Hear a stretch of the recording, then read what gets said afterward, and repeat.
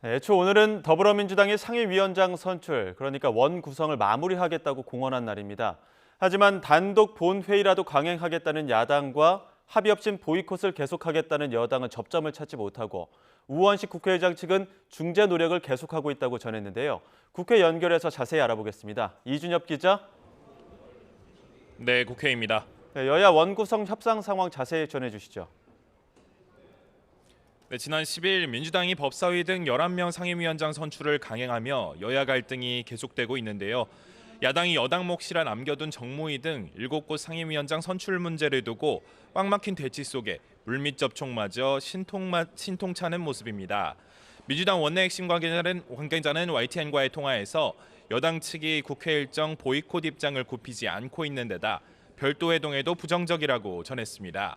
국민의힘 장동혁 원내 수석 대변인도 조금 전 기자들과 만나 협상은 상호 양보가 전제인데 야당은 일방적으로 7개 상임위를 통보해둔 상황이라고 비판했습니다. 여야는 아침 회의에서도 신경전을 벌였는데요.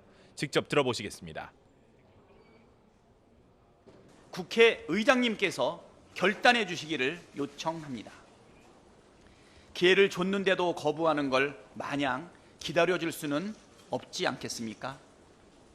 민주당은 이러한 관습 헌법에 준하는 국회의 관행을 반드시 엄수해 주실 것을 다시 한번 엄숙히 그리고 강력히 촉구합니다.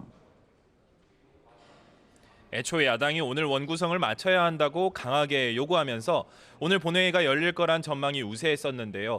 다만 본회의 개최에 열쇠를 지닌 우원식 국회의장은 정치권 안팎에서 나오는 일방통행 지적을 우려하며 고심을 이어가는 것으로 전해졌습니다.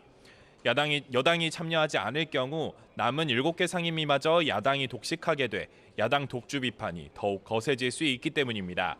우 의장 측 관계자는 YTN과의 통화에서 여론의 압박도 있는 만큼 여야가 느닷없이 합의에 이를 수도 있는 것 아니겠냐며 막판까지 중재 노력을 이어가겠다고 강조했습니다. 그리고 이와 별개로 민주당은 입법 드라이브를 강하게 밀어붙이고 있죠.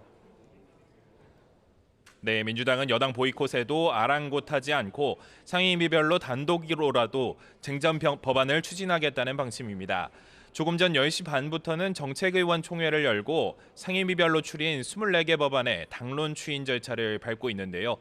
공영방송 이사진을 정치권 밖으로 확대 개방하는 방송 3법과 이재명 대표가 제안한 코로나19 대출금 장기 분할 상환 법안 등을 상의할 계획입니다.